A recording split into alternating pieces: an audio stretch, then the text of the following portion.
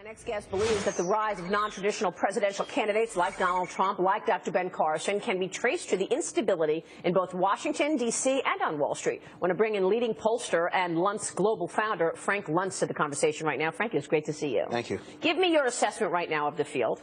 Why is Trump, Carson, Carly Fiorina in the lead? Why are the establishments back behind?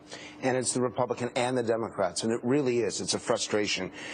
We ask a simple question: are you better off than your parents, and will your children be better off than you? And for the first time, it's not only a plurality, it's now a majority of Americans think that their kids are going to be worse off. And they're angry at Washington because they think that politicians make the situation worse. They're angry at Wall Street because they think that CEOs don't care.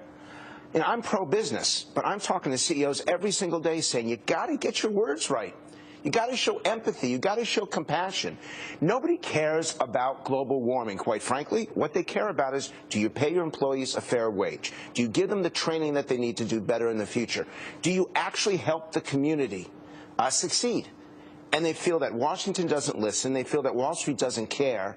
And so they're mad as hell. Yeah. But by the way, I agree. When the Republicans took Congress back in November, everybody thought, oh, we're going to get so much done. Tax reform, this, that. Done. I'm also mad as hell. It's far better. Well, that's dangerous in a host. Well, I am. Because that's how you say things that end up on YouTube. Okay, yeah, you're right. Good point. She's as cool as He's a good advisor. No, but it's true. It's not right, though. I agree that nothing has gotten done, and I can understand why people are angry. So, and they want it reflected. And by the way, they're mad at the news media because they don't think that they tell the truth, and they think they're biased. So they're mad at all of the elites. And you've got what's in the Democratic Party, it's as significant as well. Bernie Sanders is drawing 15 or 20,000 people to his rallies. This is a guy who is a proud socialist, and yet he's doing this well. It is absolutely, we've never seen anything like it.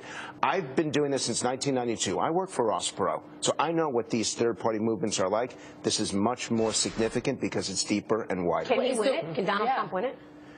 He can win the Republican. I never thought I'd say this, but he can win the Republican. Even with what he said, he can win the Republican nomination as long as there are at least 5 candidates against him, because his 25% is significant. If you got Bush and Walker and Rubio and Cruz in the race, it becomes possible for Trump, by the math, to be successful. Is there any way for another Republican to fight him? Because again, if you consider yourself a conservative, Donald Trump historically has said things that go against your beliefs. The fact that he gave mone to Hillary Clinton. He even said, "I'm a Democrat," which is in the new ad. And he was proud of it. And he talked about how he gave money so that she would show up at his wedding.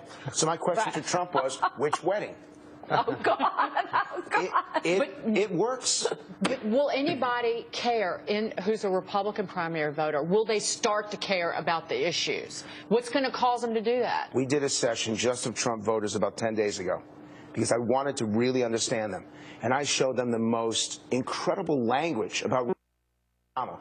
I showed them comments that he made about his own daughter. His support went up. The more outlandish Trump is, the higher his support goes. And the reason why? Because he doesn't hire people like me. Because he doesn't have pollsters. Because people say, yeah, I was thinking that. That's what I thought. Or like what he said the other day about Anthony Weiner.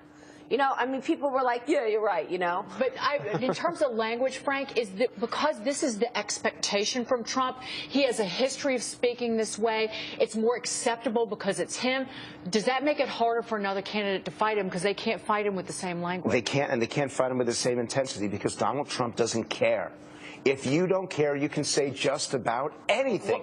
Jeb Bush was a great governor. And Jeb Bush knows that he has the responsibility to tell the truth. Right. Trump isn't constrained by that, and he's authentic and he's genuine. That's the thing, authenticity. All right, what about the Dem side? Can Hillary get through this? She can get through it, but I have to tell you, I'm watching the date of when her server was wiped.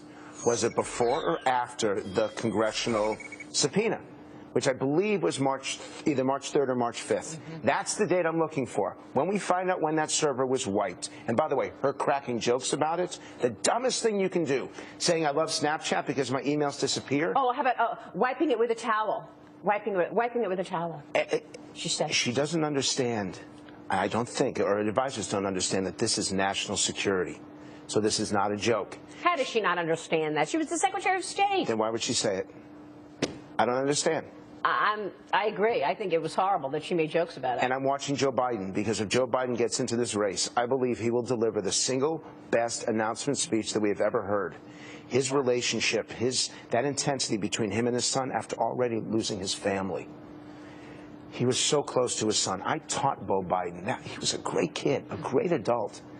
And the vice president will, I'm sure he'll address it. And it would be worth 10 points. I don't want to calculate based on that, but if Biden comes in, this whole thing changes. Wow. And then we will not know who's going to win on the Republican side, which we don't, and we won't know who's going to win on the Democratic side. You know why you love your job so much and you're so good at it? Because you're a patriot. Let me see those sneakers. You don't want me to take them off, I sneakers? assure you. I don't know if you... Yeah, can we get a camera on? Oh, there we go. There we go. Red, white, and blue sneakers. And now they are officially deductible. I owe you for that. Right, never talk about tax deductions on television as a general rule. Like, well, and I also never talk about where stocks are going, but that's your whole purpose. So. Frank, good to see you. Thank you. Thank you so much for your great Frank. work always. Frank Luntz joining us.